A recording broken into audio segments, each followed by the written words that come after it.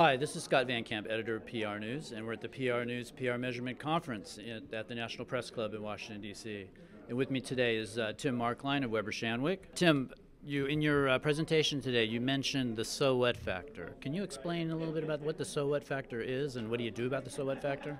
Yeah, I think one of the challenges that we face in measurement, not only historically, but especially today with the volume of metrics that we have, is getting to what really the metrics mean. And from an executive standpoint, so what? So we got that many clips, what does that mean?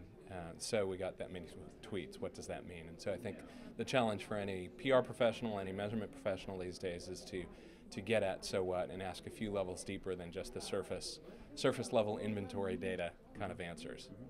You're also talking today about InLine. Can you explain what InLine is?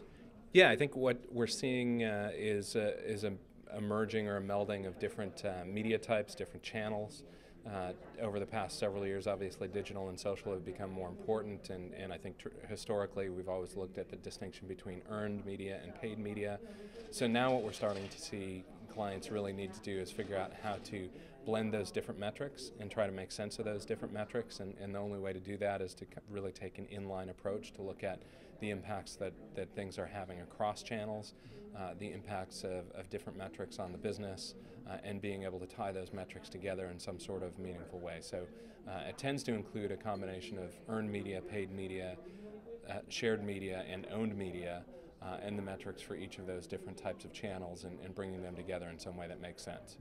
And I take it that there's no real one tool that will do all this. Is that correct? There's no single tool, there's no single metric. It's not necessarily easy to do measurement, but it's easier than I think most people think. And the reality is that the tools are getting better. The volume of information that you can capture is getting better. So the real challenge now is how can you figure out what are the metrics that are most meaningful to your business, which in some cases means investing the time to figure out more about your business rather than more about the metrics. But once you have that understanding of the business, then you have a richer understanding of how to apply the right metrics for your business, and then only then figure out which tool you're going to use to be able to get that data.